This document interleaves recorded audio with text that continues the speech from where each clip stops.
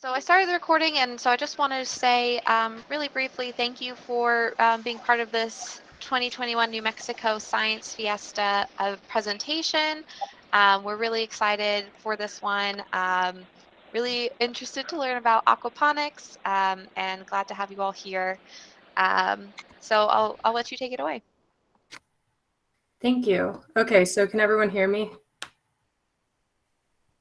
Hopefully. Can someone respond because I can't see your guys' screen? Yes, we can hear you. I can hear you. Great. Great, thank you. Okay, so welcome to Sanctuary at ABQ. We specialize in aquaponic growing, and we're trying to utilize aquaponics as a way to locally produce food, especially in an arid desert environment like New Mexico. So today we're going to be talking a little bit about nutrient availability in aquaponics grown plants. So what is aquaponics? It's basically a combination of hydroponics with aquaculture. So hydroponics, it utilizes water as its medium for growth. Aquaponics does the same, but we take nutrients from fish waste and put it into the water that circulates through the aquaponic system for the plants. So it's a closed system. There's very little water loss or nutrient loss during its growth cycles, which you will see actually makes it better than hydroponics, which requires an input of nutrients into its system. So here's the primary difference between hydroponics and aquaponics. So both are grown without soil, and nutrients are supplied through fertilizers in hydroponics, and in aquaponics, the nutrients are supplied through fish waste. So aquaponics versus traditional agriculture or soil farming, we see that in aquaponics, we use less water. We use about 5 to 10% of the amount of water that traditional agriculture uses. We have faster growth of plants. We see that plants can double in size almost through the growth in aquaponics. We see bigger and stronger plants. Less space is needed for the farming because aquaponics is a pretty enclosed system. It makes local farming accessible in any climate because you can grow in a greenhouse or you can grow out in the open environment. And the best part is there's no fertilizer needed. So why are aquaponics plants better at nutrient uptake than soil-grown or hydroponics plants? So when fish produce waste, it comes out in the form of ammonia, and microbes and worms can then transform that ammonia into nitrate, which then can be taken up by the plants directly in water.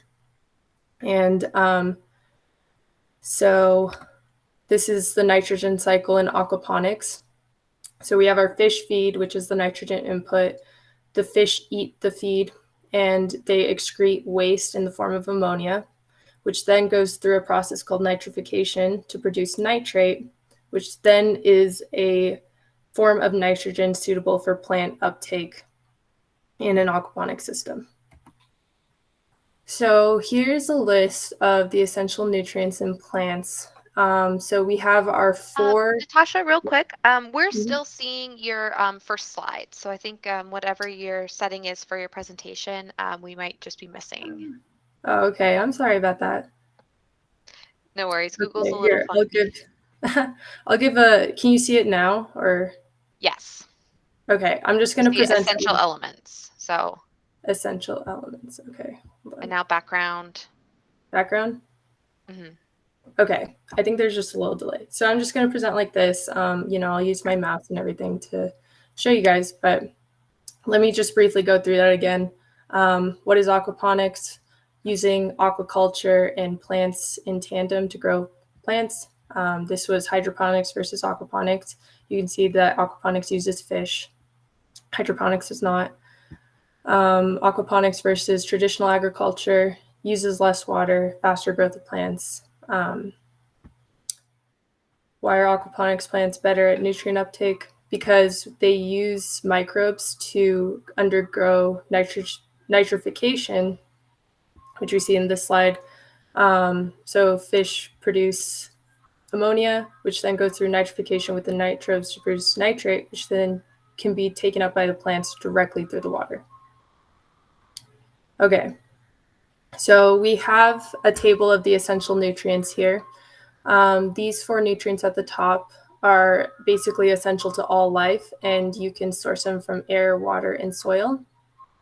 And these ones at the bottom are usually elements that are sourced from soil and or fertilizers. So this is why in hydroponics you need external fertilizing sources to put these nutrients into the plant life.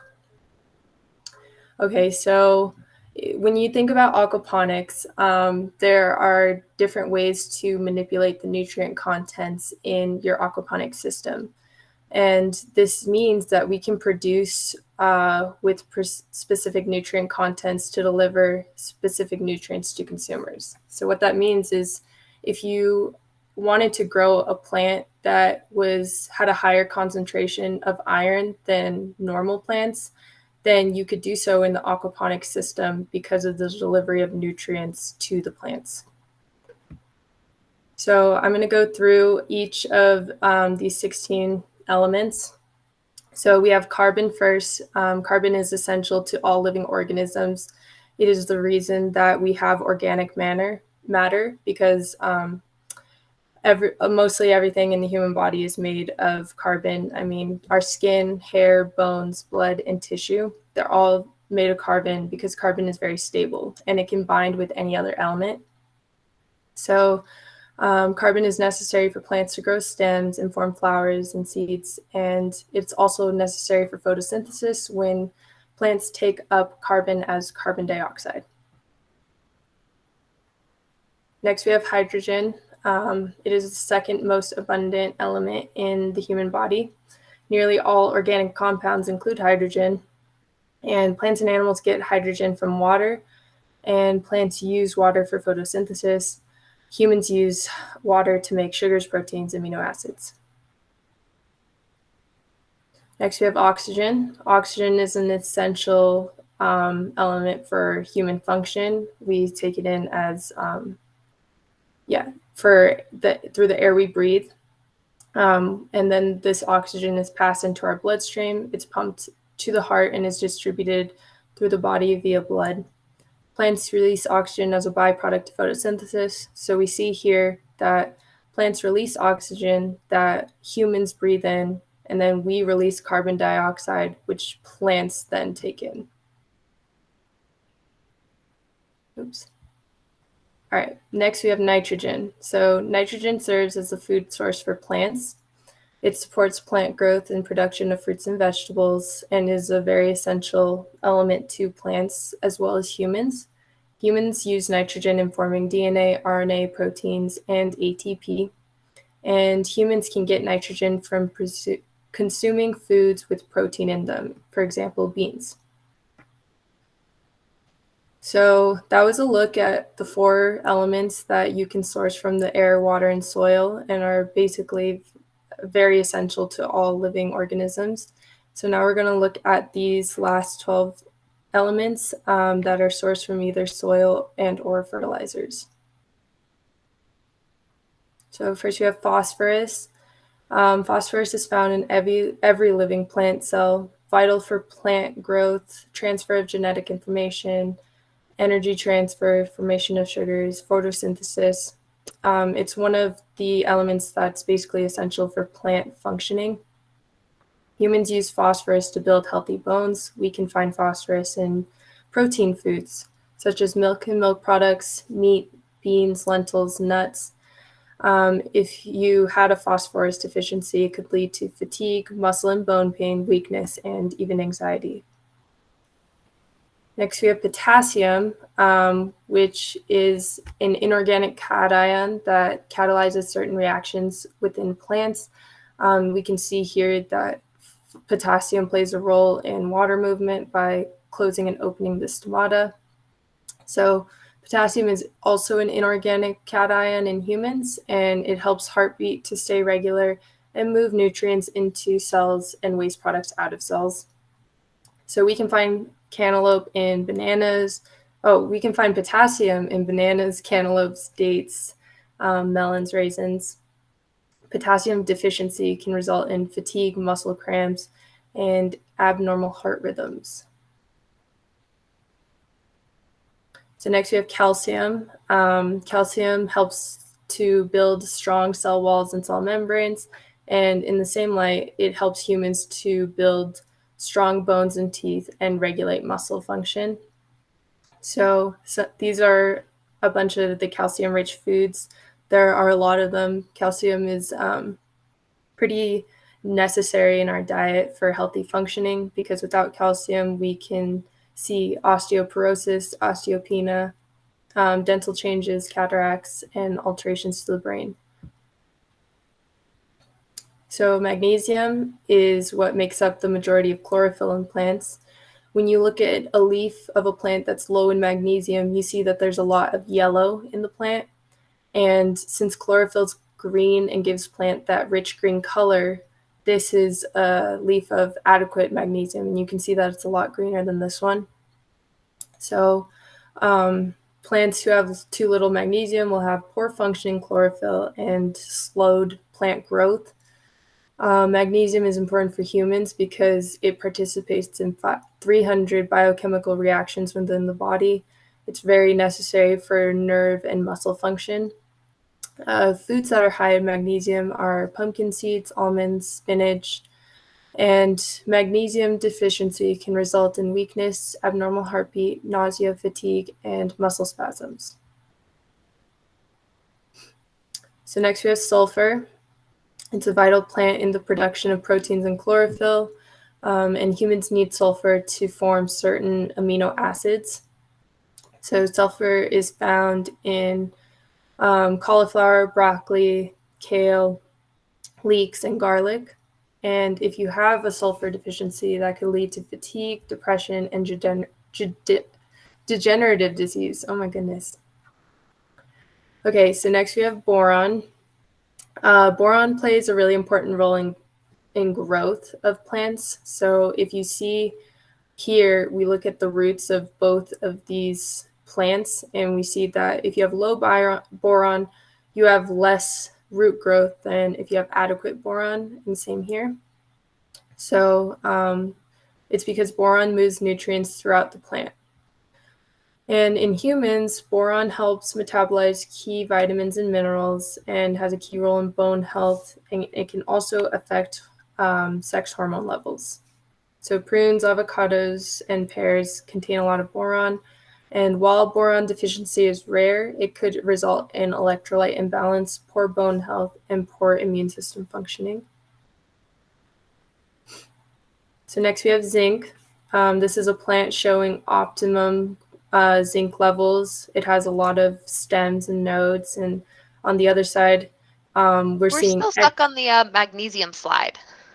Oh no. Okay, how about this? Can you see sulfur? No. Okay, 1 second, please. Okay.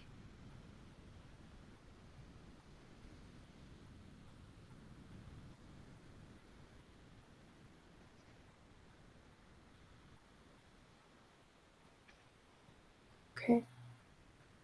Can you see it? Yes, I see sulfur now. Okay. Awesome. Great. Thank you for letting me know. Okay, so we have sulfur.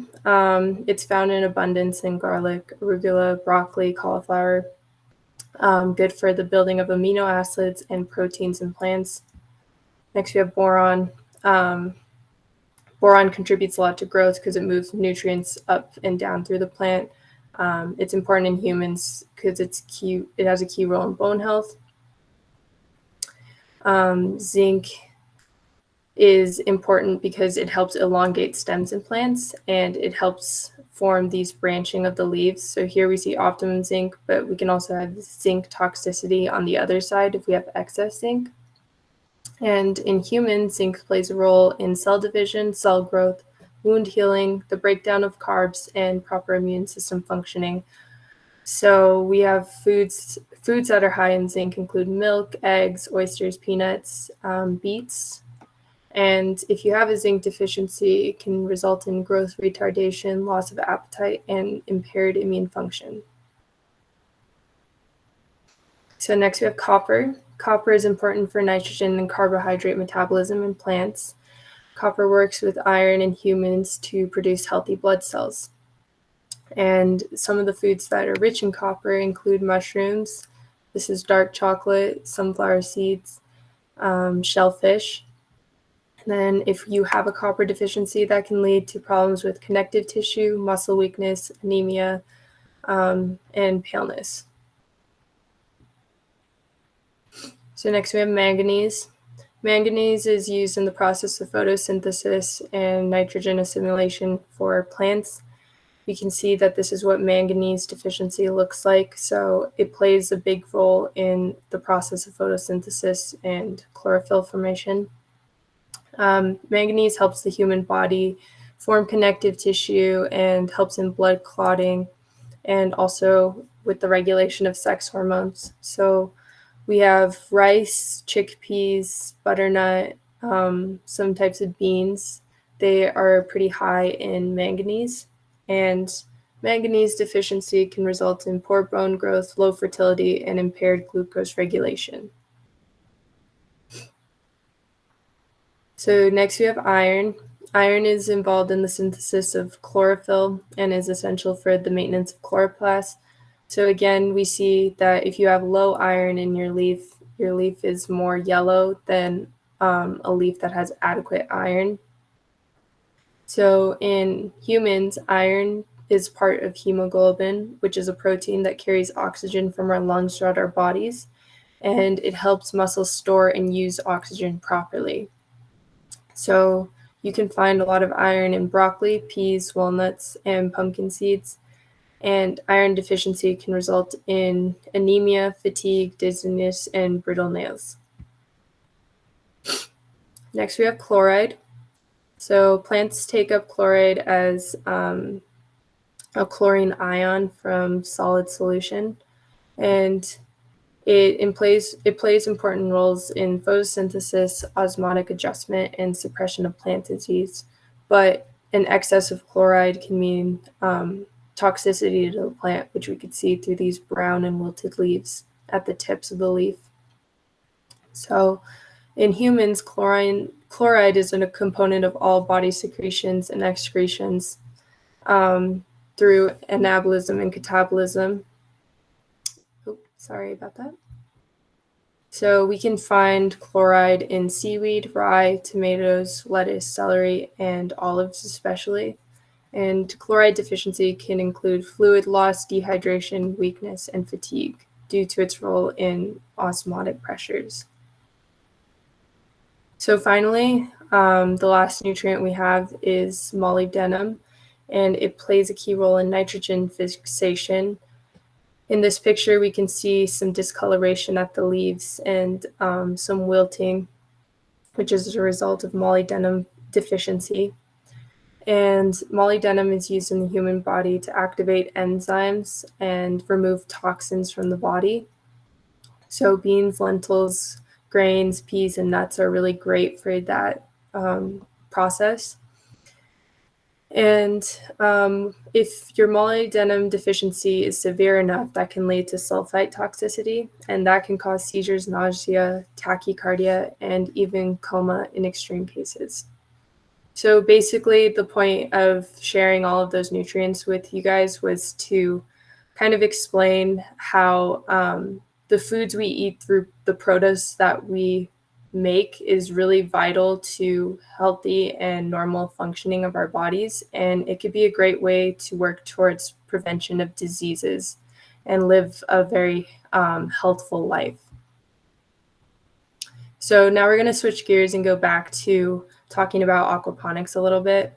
So you can test for nutrient deficiencies using pH tests in aquaponics. So in the greenhouse that you saw earlier that Chad was giving a tour of, you saw that we go in every day and there's general maintenance that has to be done. And one of those maintenance is testing the pH of the water inside the fish tanks, because this can give us different ranges of how our aquaponics system is functioning. So we can test for ammonia levels, nitrite levels, nitrate levels, phosphate levels using different chemical reactions with the water. So a good pH for maximum plant nutrient uptake in an aquaponic system is 6.8. And decreases or increases in pH can usually tell you whether or not your plants are growing adequately, whether you have enough plants in your aquaponic system compared to your how many fish you have in your system, how much the fish are eating and how much they're producing nitrogen waste. And these are really important for adequate plant nutrient uptake. So you can also use the plants in your garden to show you of common deficiencies. So we have various deficiencies in this list, and I think the most common is iron. So if we're moving forward with this, how do we add essential nutrients to aquaponics plants? And like we were discussing earlier, because aquaponics is a closed system, most essential nutrients for plants come directly from fish waste, and that is converted to plant food by microbes. And that all happens within a very closed environment with little water loss. So the most common nutrient deficiency is iron, but iron, an example of how we can add nutrients back into the system if we have a deficiency, is that iron can be crushed into powder formed from the bones of dead organisms. And chelated iron, the DTPA type, is the type of iron that can just be added directly to this fish tank, and the plants will utilize it for uptake through their root systems when it passes through the medium of water. So that was a brief introduction to aquaponics, along with some of the nutrients that we find in our daily produce diet. Thank you for your time, and I'd like to thank Chad and Danny for helping me put this presentation together. If you have any questions or concerns, please contact Danny at danny@sanctuary@abq.org. And thank you for your time. I hope you enjoyed. Thank you for that. That was really cool. Are we gonna maybe take a little look around in the actual site? Yes, I'm going to hand it over to Chad, and he's going to give you guys a tour. Thank you. Hello. Awesome job, Natasha. There was a lot of information there that I had no idea about, and so that was really good. Thank you. You did a great job. Yeah, so I'm going to give you guys a tour of the aquaponic greenhouse here. If I can figure out how to turn my camera around. There we go. All right. So my gimbal will cooperate with me. So these are the fish. Oh, sorry, more people just came in, and now I'm distracted. I'm ADD, so bear with me. Here, why don't you film me? Let me get in there so you can see what we're aiming at. Hello, now you guys can see me. So, I haven't fed the fish yet, so I'm going to feed the fish. Eat. Okay, so, aquaponic system starts here with the fish tank. There's also a joystick right there. So you can control where the camera aims. Yeah, you can see that. So the fish are the heart of the aquaponic system. They're where all the nutrients come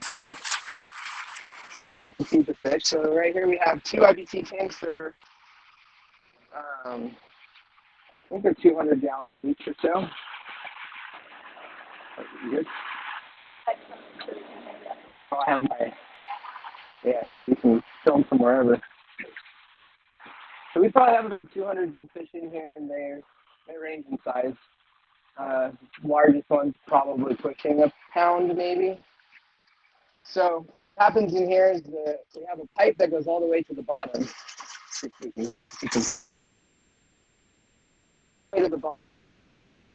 At the bottom, it has a cone with holes in it so that the water can get in. And what that does is it forces solids in the fish tank to settle down at the bottom, and then it'll actually create a suction, and it'll work like kind of like a vacuum, and it'll pull all the floor. It's like it goes really clean by having that method.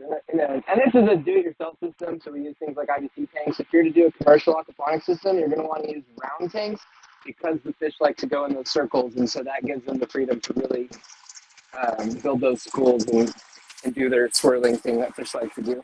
And so next in line over here is the Twirl Filter. We're using a 55-gallon drum. You can actually buy ones that are actually conical, and so they'd be coned at the bottom with a valve, so that you can open the valve and it would flush all of the fish solids. So what happens in here is the water comes in, and it comes in at an angle, and so it'll swirl the water in a circle. And so all those solids are going to go and they're going to settle at the bottom. And then this at the top, it will skim all the clean water off at the top. What we do out of the bottom is we use the side. You stick your hand down in there and just collect all those solids. And you have to do that depending on how much you use. It ends up being times a week. If you let those solids build up too much, it'll actually reverse the nitrification process, because this is not in here, so it's a process. You actually end up getting more ammonia instead of your nitrates that you're looking for. Going back around over here. So then these are the grow beds right here. We have a variety of plants. We have some chilies and some mint. This is, I want to say broccoli, but it's celery. There we go. We have celery, tomatillos. I have no idea what this guy is. We have a lot of people that have access to the greenhouse, so people come in and plant stuff. And I thought this was a Brussels sprout, but now it's looking more like a cabbage on the top. But I'm pretty sure it's Brussels. That's what I thought, yeah. I've never seen the top bunch up like that. Maybe it's having a hard time coming out. So inside these grow beds, we have what is called LECA, Light Expanded Clay Aggregate. And so one of the trade names is Hydroton, but other companies make them and they'll call them different things. And they're just little small clay balls that are poofed up with air, so they're very light and porous. So these provide a very large surface area for bacteria. So all those microbes that are going to break the ammonia down into nitrates, they have a lot of space to live in here. So another tool that we have to break things down, let's see if there's any hanging out. I just see snails right now. Usually this is covered in worms. I got one little worm. They must be off doing something else right now. Where are all my worms? Let me see if the other one has a bunch of worms. It's fun when they're all clustered. Oh yeah, here, this one's got. So you can see on this one, there's tons of worms in here. So worms are definitely a vital part of a LECA bed. And so they'll go around and they'll keep the system clean, and they create worm tea just like in any worm compost that people would do. So they like to hang out right here because they get first dibs on all of the fish poop remnants that make it in. And then, of course, we have algae and duckweed that lives inside the system. So those are some of the little essential workers in here that like to help break down all the fish solids. So from the LECA beds, the water flows over here into our deep water culture beds.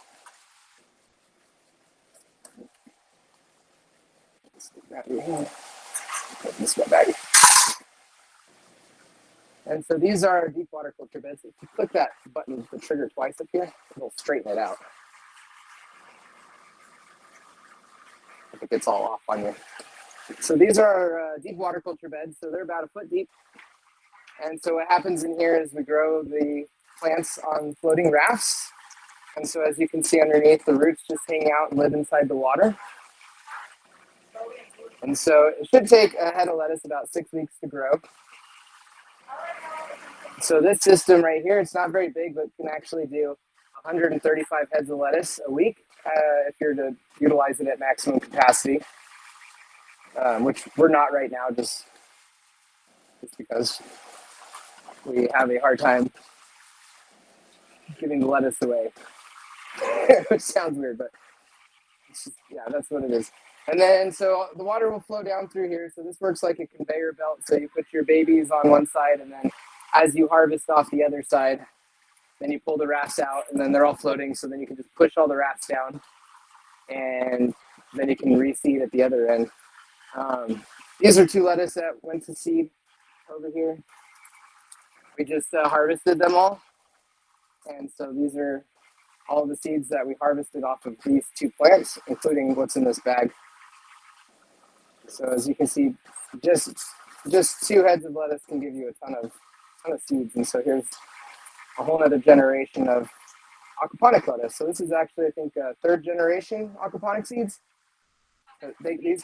It's a Feinberg lettuce that I got from the Santa Fe Community College, and I let some of them go to seed, and then I grew a bunch of those, and so I've let them go to seed again. So each time you let a plant go to seed, and it gets a little more acclimated to its environment. So these are now very happy inside this system.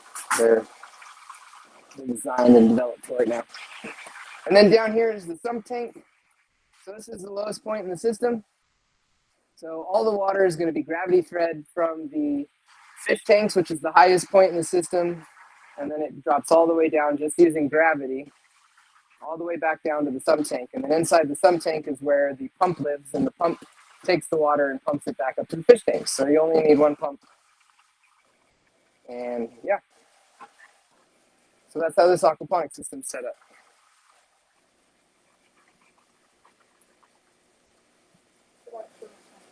Mm-hmm. What? Oh yeah, you can see on this table over here an example of some of the harvests from what we have growing in here. Kale and basil and chili peppers and I keep wanting to call it broccoli, celery.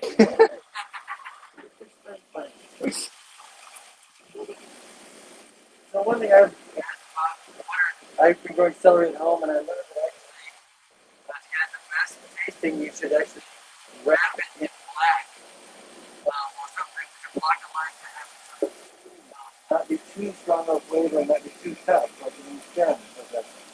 I had never heard of that. I never knew it before, and when my neighbor they said, that's something you know, it's something much more tender. Yeah, that's strong flavor. If you do that, you can put a extract and make the stems dark.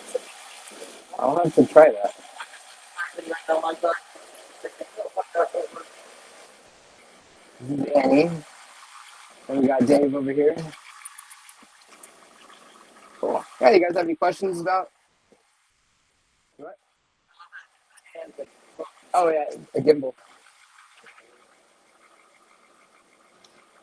How did you get started over at Sanctuary at ABQ? So back in 2011, I was working at Flying Star here in Albuquerque, and I met Danny. He would come in there and sit down and study. And I told him about my interest in aquaponics. That was about the time that I got interested in aquaponics. I had a little home system that I had built, which is actually what this design is over here against the wall. So these are my home systems that we build. The fish tanks at the bottom, and then there's a small grow bed at top. And so we do have these for sale. They're great for classrooms because you can buy a couple of them and then you can run experiments.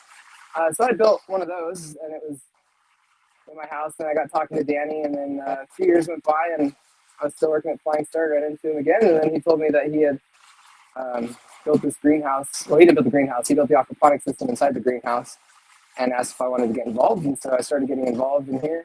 A couple of years back, I took the course up at the Santa Fe Community College, their greenhouse design and management program with Aquaponics and Hydroponics, and actually got to help build out their 12,000 square foot greenhouse.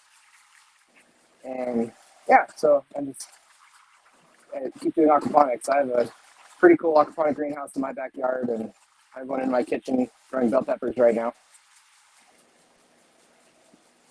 So I foresee myself doing it for the majority of the rest of my life. I'm actually studying psychology right now, and so one of my dreams would be to create some sort of a rehabilitation or reintegration program utilizing a commercial aquaponic greenhouse where it could take at-risk youth or juveniles that are in trouble and give them gainful employment and teach them a trade and have some sort of therapeutic program while working there.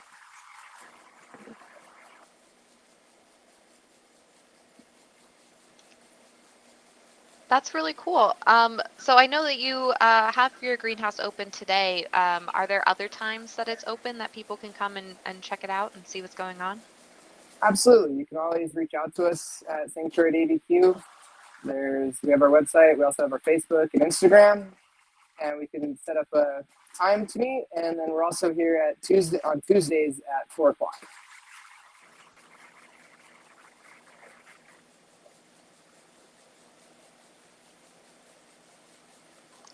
If anybody has any questions, you can unmute. There's not too many people, or you can type it in the chat. That email address is in the chat as well if anybody wants to copy that down. I'll stick it in the description of the YouTube video. So, do Does you anybody know have any? if they've ever tried aquaponic on the space station? I think they do hydroponics or aeroponics, I think, is what. I don't know. I know that they're doing. Do you know? Have you seen what they're doing on the space station? I know they're growing plants on it. But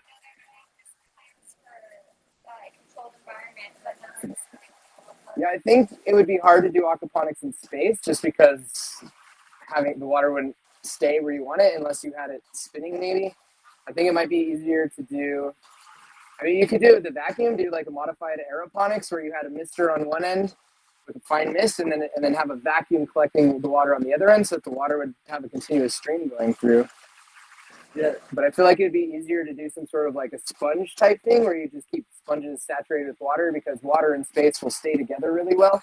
And I forgot what they call it, but like if you can find videos online where they'll pour water under their hand, and then the water will just stick to their hand even when they move their hand around. So I think that's more of what they do. They'll have a sponge type thing around the roots, and then they can put water on that, and the water will just naturally cling to the root systems. That's very good.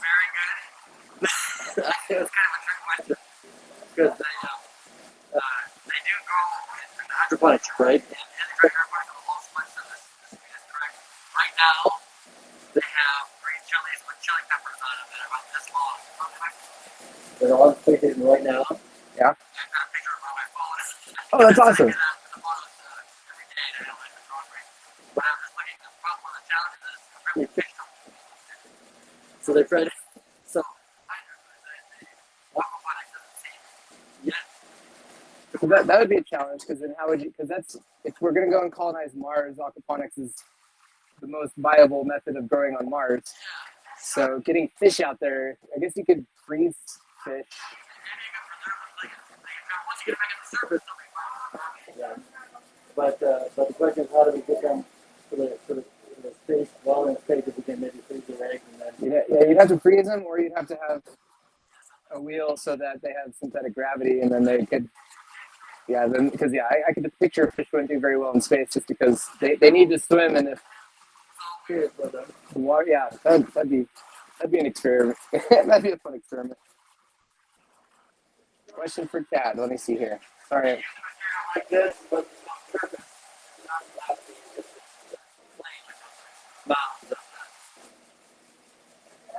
That's pretty cool. So we have a question here. Do you think hydroponic farming will be more commonly used, specifically in New Mexico? Yes, I absolutely do. As our water sources start to disappear and when we move more into drought, I don't know about hydroponic as much as aquaponic. Hydroponic farming, you don't actually save your water at the end of your grow. You still kind of have to dump and change out the water, where in aquaponics, you never ever have to change out the water, which is why we can boast a 98% water retention rate.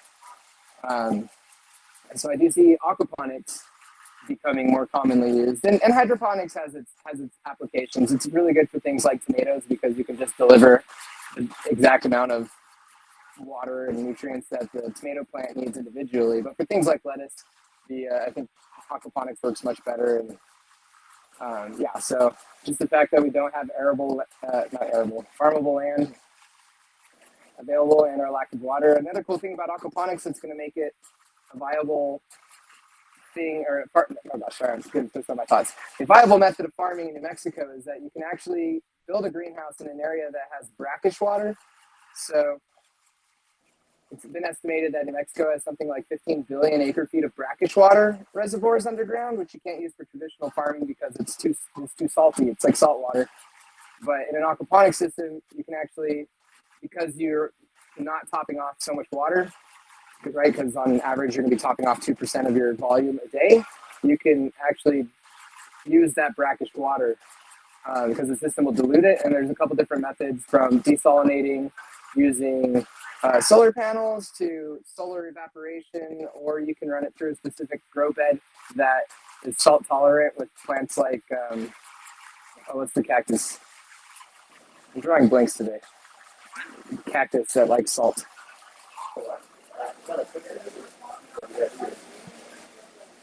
It'll come to me after. But there's some cactus that can actually absorb a lot of those salts out of the water, and so you'd run it through that grow bed first, and then when it gets into the system, most of the salt would be taken out, and it wouldn't affect the system. So we can utilize areas in New Mexico that you normally couldn't grow anything using aquaponics and greenhouses. Plus, we have tons of solar, so you can take it pretty much completely off grid if you wanted to. I think the backside of it is that it's expensive to set up. Greenhouses are expensive. The systems are expensive to set up. So you do have to do a lot of planning and set it up right and know what you're doing. Otherwise, you're more than likely going to fail in your business. So you do need to have a lot of time and thought put into the system that you're building.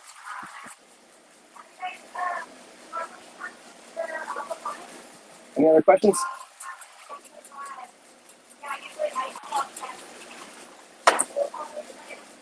We got one more question. What happens to the fish? Do they just die as part of their natural life cycle? That's a great question. What happens to the fish? Hang on, I'm sorry, I'm trying to put my thing on a tripod because my hand's getting tired from holding this. So what happens to the fish in the aquaponic system? So depending on what you're growing, so we have goldfish in our system. Goldfish and koi can live for a ridiculously long time. I think koi can live well over 100 years. So as long as you're not the one accidentally killing them, they should last a good generation, if not longer. And then if you're raising an edible fish, then you would be harvesting those fish and eating them. So a tilapia's lifespan, if you're raising them for food, is going to be about 6 months. And then you would harvest them and replace the cohort, and you would eat them. Let's see, Darren asked, are you using natural lighting? Yes, in this greenhouse, we are using natural lighting. And you can see the roof. I do have lights in here, but that's just for when we come in here at night. They're not for growing. You can use supplemental lighting, absolutely. There are greenhouses that are completely indoors. They utilize vertical farming, so they'll build racks that go up 2-3 stories tall, and each row has their own LED lights specifically tailored for the plant that they're growing. And so that, yeah, you can definitely use synthetic light. So like cannabis greenhouses, they use a thing called light deprivation. So the cannabis plant likes a specific amount of time dark and light, depending on where it is in its growth process. And so they can actually control that with blackout curtains. And so those greenhouses are designed so if they need 8 hours of darkness, specifically, they'll be able to black out the greenhouse for 8 hours and then open it back up. And then they also have lights if they need a longer duration of lighting. So you can control and manipulate every aspect of a greenhouse, depending on how much money you have to put into your greenhouse. So like if you wanted to grow a very special crop here in New Mexico that can only grow in like the rainforest, then you can mimic the conditions of the rainforest inside your greenhouse by changing humidity and temperature and the lighting controls and all that stuff. So that's why we call it CEA, controlled environmental agriculture. So we don't have to worry about the elements outside. We can grow whatever we want year round.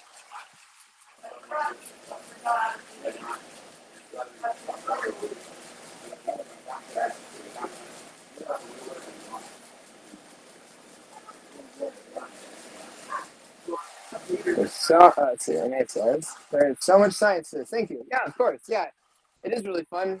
I think a big reason Sanctuary at ADQ exists is that we really want to see an aquaponic system in every single school system, just because it can be incorporated into every area of STEM curriculum. there's so many variations and things that you can do. That's why I like the little home systems that I have, the little 3 foot guys, 3 square foot ones, because if you're in a classroom and you have 2 of them, then you can run experiments and see how plants do, varying with different nutrients, different types of fish, different lighting. You can control the water temperature and see if your lettuce plants prefer 75 degrees or 65 degrees in the water temperature. And yeah, there's a ton of science behind it. Dave was telling me that they developed a device that you can clamp onto the plants, and it'll actually tell you like it's the amount of water that it's utilizing. So that's pretty cool. There's also water chemistry that I didn't go over. So we test our pH tonight. Well, I guess Natasha went over that stuff. So in a commercial aquaponics system, we do test our water regularly. You can also send samples in to be analyzed, and we'll send you back a complete breakdown of all the nutrients in your aquaponic system. Different plants need different nutrients. And like Natasha was saying, we can tailor the system to uptake specific nutrients like iron. We added chelated iron into our system. But I grew hops in my aquaponic system. And traditionally outdoors, you get 1 yield of hops per year. In my greenhouse, I got 2, and I've read articles from other people who've gotten upwards of 5. And the hops really like phosphorus and potassium, so almost weekly I was adding potassium and phosphorus into the system, and within the week you would see that it had utilized all of that. And so that's the cool thing about it, is you can tailor the system to grow whatever you want.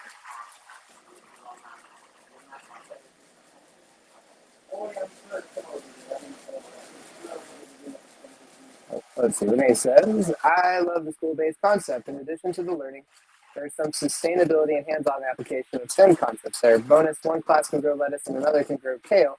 Get together for lunchtime. Yep, absolutely. I think it's Black Rock Mesa Middle School in Arizona. I actually bought 5 of our systems, and so there's 1 in 5 different classrooms, and they're planning on running experiments and competitions with each other. And so I thought that was pretty cool.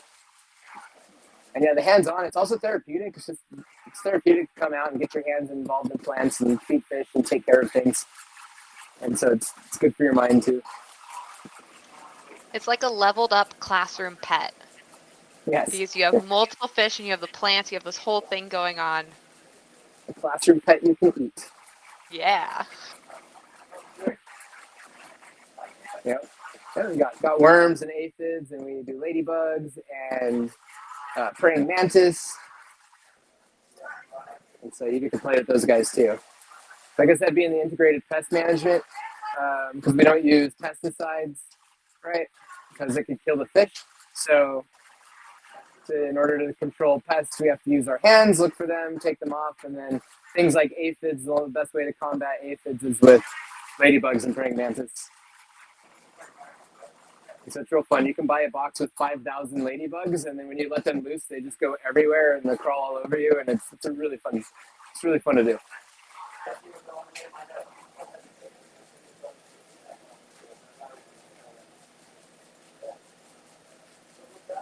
Any other questions?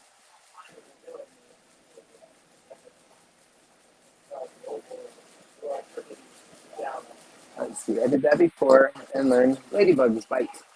I have yet to be bitten by a ladybug. But I'm sorry you got bitten by a ladybug.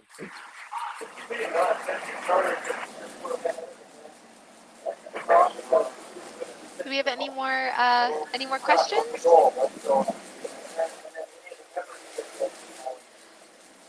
All right. Well, thank you so much. This has been super informative and kind of mind-blowing. And yeah, thank you so much. This is a really great presentation. I'm going to go ahead and turn off the recording. See you guys. Thank you so much. Thanks, guys. Love having you guys.